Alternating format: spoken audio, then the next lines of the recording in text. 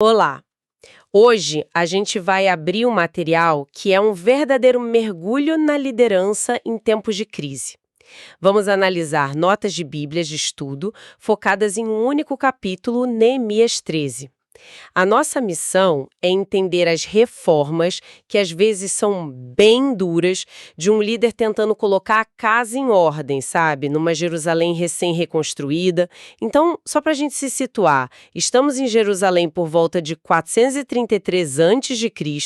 Neemias, o governador judeu que liderou aquela reconstrução heróica dos muros, ele está voltando para casa. Ele passou um tempo fora, lá na corte do rei da Pérsia, e provavelmente esperava encontrar a cidade funcionando, a comunidade firme na fé, mas como a gente vai ver, o cenário que ele encontra é um verdadeiro desastre.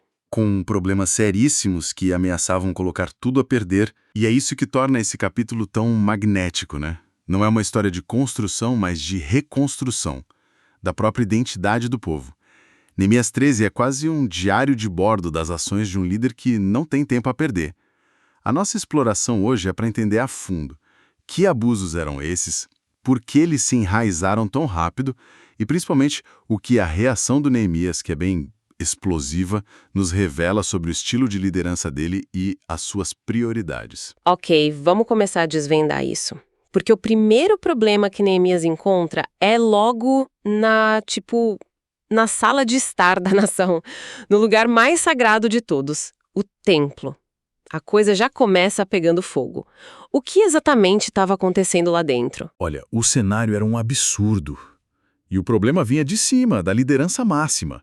O sumo sacerdote, um homem chamado Eliasibe, que era, em teoria, o guardião moral e espiritual do templo. Ele tinha simplesmente cedido uma das câmaras mais importantes do pátio do templo para um sujeito chamado Tobias. Espera, esse nome Tobias, ele não é um personagem novo, né? De onde a gente conhece ele? Qual era a relação dele com o que Neemias estava tentando construir? Ótima pergunta, porque aí está o centro do escândalo. Tobias era um amonita, e os amonitas eram adversários históricos de Israel. Mas não era só isso. As fontes deixam bem claro que esse Tobias foi um dos principais opositores de Neemias durante a reconstrução dos muros. Ele zombava, conspirava, tentava parar a obra a todo custo. E para completar o quadro, as notas apontam uma conexão pessoal. Ele era parente de Eliasibe, o sumo sacerdote. Então não é só um ato administrativo estranho, é nepotismo se misturando com uma aliança política perigosa. O sumo sacerdote basicamente deu um apartamento de luxo dentro do templo para um inimigo público do projeto de restauração de Judá. Exatamente. E não era qualquer salinha nos fundos. O fascinante aqui é a função daquela câmara. Era o almoxarifado sagrado. Pensa nela como o coração logístico do templo, sabe? Era ali que se guardavam as ofertas de cereal, o incenso, os utensílios de ouro e prata e, o mais crítico de tudo, os dízimos que serviam como salário dos levitas, dos cantores e dos porteiros. Nossa, então o efeito dominó é brutal. Não é só uma sala cedida indevidamente. É um ato que desmonta toda a estrutura de serviço do templo por dentro. Ao dar o espaço para o Tobias, o Eliasibe estava, na prática, cortando o financiamento de todo o pessoal que fazia o templo funcionar. Que jogada de mestre do Tobias, de certa forma. Uma jogada de mestre. E a consequência foi imediata e desastrosa. As notas de estudo são bem claras. Sem o seu sustento, os levitas e os cantores, que eram os ministros em tempo integral, tiveram que largar seus postos em Jerusalém e voltar para os seus campos, para as suas terras, para poderem plantar e comer. Basicamente, a casa de Deus estava sendo esvaziada por falta de recursos. O culto e a adoração estavam parando. E como Neemias reage a isso? Imagino que ele não tenha gostado nem um pouco de encontrar o templo praticamente abandonado. Não gostou? É um eufemismo. A reação dele é visceral, é imediata e física. O texto diz que ele se desagradou muito, o que é uma forma branda de dizer que ele ficou furioso. Ele não convoca uma reunião, não abre um inquérito, não. Ele vai pessoalmente até a câmara, pega todos os móveis e pertences do Tobias e joga tudo para fora, na rua. Depois, ordena que o lugar seja purificado ritualmente e manda trazer de volta as ofertas, os dízimos, os utensílios. É uma ação que estabelece o tom de tudo que vem a seguir, direta, decisiva e sem pedir licença. Ok, então ele limpa a casa, literalmente começando pelo templo, mas imagino que a bagunça não estava só lá dentro, né? O que ele encontrou quando começou a andar pelas ruas de Jerusalém? Ele encontrou o que parece ser uma consequência natural de uma liderança frouxa. As regras sociais e religiosas estavam sendo ignoradas, o foco dele se volta para a quebra do sábado. Ele percebe que o dia que deveria ser sagrado, de descanso e adoração, tinha virado um dia de feira livre, um dia de trabalho como qualquer outro. O que ele viu exatamente. O que chamou a atenção dele. Ele descreve a cena. Ele vê judeus trabalhando pesado, pisando uvas nos lagares para fazer vinho, carregando feixes de grãos, transportando mercadorias em jumentos. Mas o problema não era só interno. Havia uma dimensão comercial externa. Comerciantes da cidade de Tiro, que eram fenícios, famosos pelo comércio, estavam se aproveitando da situação. Eles vinham para Jerusalém e montavam um mercado vibrante, vendendo peixe e todo tipo de produtos justamente no sábado. Faz sentido. Se os locais estão trabalhando porque os estrangeiros não viriam vender para eles. A demanda cria a oferta. Como ele lida com isso? Ele simplesmente diz, pessoal, por favor, parem. De jeito nenhum. A abordagem dele é zero negociação. Primeiro, ele confronta os nobres, a elite de Judá. Ele os responsabiliza diretamente. Ele fala, que mal é este que vocês estão fazendo profanando o dia de sábado? Ele joga responsabilidade na liderança. Mas a ação dele é, de novo, muito prática e logística. Ele ordena que, ao entardecer da sexta-feira, os portões de Jerusalém sejam fechados e trancados. A cidade entraria num lockdown comercial durante todo o sábado. Só reabriria no final do dia. E os comerciantes, claro, tentaram dar um jeitinho, imagino. Sim, na semana seguinte, eles não puderam entrar. Então acamparam do lado de fora dos muros, esperando que as pessoas saíssem para comprar. Neemias vê aquilo e a paciência dele acaba de vez. Ele vai até eles e a ameaça é direta. Se fizerem isso de novo, eu vou usar a força contra vocês. Basicamente, eu vou prender vocês. Dá para imaginar a cena. Os comerciantes ali, com seus carrinhos de peixe, prontos para faturar, e de repente aparece o governador em pessoa dizendo que vai usar a força. A conversa deve ter acabado bem rápido. O texto diz que daí em diante não vieram mais no sábado. E tem um detalhe que essas fontes destacam. Ele coloca os levitas para ajudar a guardar os portões. Por que isso? Não era um trabalho para os guardas da cidade. E esse é um ponto sutil e brilhante da parte dele. Se a gente conectar isso ao quadro geral, vemos que ele não enxergava essa tarefa como algo meramente secular, de fiscalização. Ao purificar os levitas e colocá-los como guardiões dos portões, ele está elevando a tarefa. Ele a transforma num ato religioso com o propósito explícito de santificar o dia de sábado. Para Neemias, a ordem civil e a santidade religiosa não eram coisas separadas. Elas eram a mesma coisa. Proteger a cidade era proteger sua identidade sagrada. E essa ideia de pureza e identidade sagrada parece ser o fio condutor de tudo. E isso nos leva a um tema que até hoje é super delicado e que ele aborda com ainda mais intensidade a questão dos casamentos com estrangeiros, não é? Sem dúvida. É aqui que a liderança de Neemias se mostra no seu aspecto mais severo e, para muitos, mais chocante.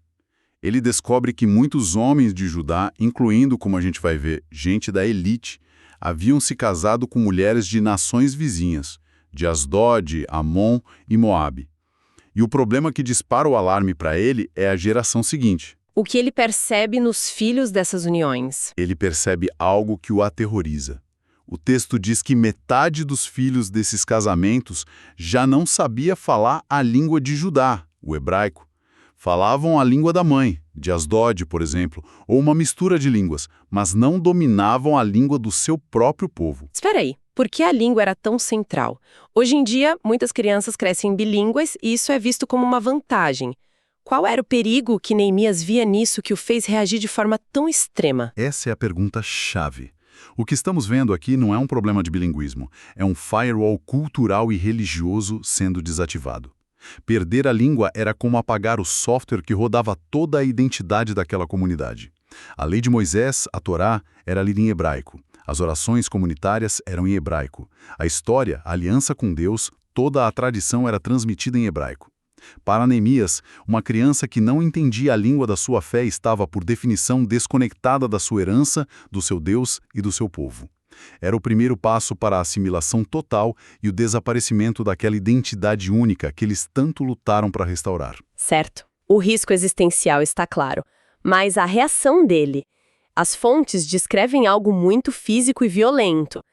Ele os amaldiçoou, espancou alguns e até arrancou os cabelos deles. É difícil não olhar para isso hoje e pensar que é pura violência. Como as notas de estudo contextualizam uma ação tão agressiva? É uma reação chocante, sem dúvida. As notas não tentam suavizar a cena, mas a contextualizam dentro do zelo e do senso de urgência, assim, apocalíptico de Neemias. Ele não via isso como um problema social a ser gerenciado, mas como uma traição espiritual que estava levando a nação ao abismo, repetindo os exatos erros que, na teologia deles, levaram ao exílio na Babilônia. A violência dele é o reflexo do tamanho do pânico que ele sentia. Então, depois dessa explosão, ele os faz jurar por Deus que não fariam mais isso. E ele usa o argumento mais poderoso que tinha, o exemplo do rei Salomão. O maior de todos os reis? Qual é o argumento dele? Ele diz, pensem em Salomão.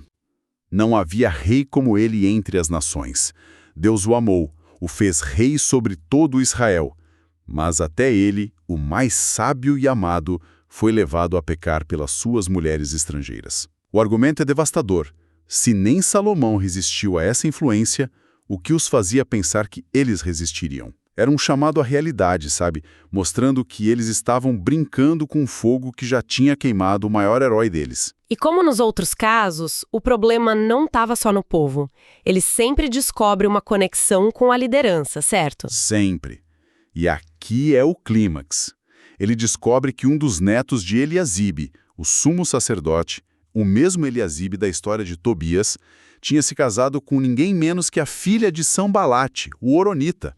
E Sanbalate era talvez o inimigo número 1 de Neemias, o outro grande opositor da reconstrução. Era a união da família do sumo sacerdote com o principal inimigo político. Isso é equivalente a uma traição de Estado na visão dele. E a solução? A solução é consistente: expulsão. Ele não negocia, não pede o divórcio. Ele o expulsa de sua presença. O texto diz, eu o afugentei de mim. Para Neemias, a pureza da linhagem sacerdotal e da aliança com Deus era absolutamente inegociável. Qualquer contaminação na liderança era um câncer que precisava ser removido imediatamente. Então, o que tudo isso significa? Depois de limpar o templo, fechar a cidade, confrontar os casamentos, como essa história toda termina? Qual é a imagem final que o livro nos deixa? O capítulo, e com ele o livro de Neemias, se encerra de forma bem sóbria. É um resumo das ações dele. Ele diz que purificou os sacerdotes e o povo de tudo que era estrangeiro, que reorganizou os turnos de serviço no templo, garantindo que tudo funcionasse, e que assegurou as provisões para o culto, como a lenha e os primeiros frutos. É a imagem de um gestor de crise que, depois da tempestade, está colocando a casa em ordem, parafuso por parafuso. E tem um elemento que aparece várias vezes, quase como um refrão pessoal dele, no meio de toda essa ação pública, as orações. Ele fala diretamente com Deus pedindo, lembra-te de mim. O que isso nos diz sobre ele? Essas pequenas orações são a janela para a alma dele. Depois de cada grande reforma, ele faz essa pausa e diz, lembra-te de mim, meu Deus, para o bem. Isso mostra que a motivação dele não era a popularidade, nem o poder político pelo poder. Na mente de Neemias, cada ato administrativo, cada confronto, cada decisão dura era um ato de devoção, um serviço prestado diretamente a Deus. Ele estava buscando a aprovação divina, não a dos homens. Ele desejava que seu legado, seu zelo, fosse validado pela única autoridade que ele realmente reconhecia. Ele se via como um servo fiel, cumprindo uma missão sagrada com uma urgência implacável. Vimos hoje um líder que agiu de forma decisiva, sem rodeios e, por vezes, de forma implacável para reformar sua comunidade. Ele bateu de frente com a corrupção na elite, com o relaxamento das tradições e com o que ele enxergava como uma crise de identidade que ameaçava a própria sobrevivência do seu povo. E a história dele nos deixa com uma reflexão muito pertinente. A abordagem de Neemias é quase toda impositiva, de cima para baixo. Ele não forma comitês, não busca consenso, não faz pesquisas de opinião.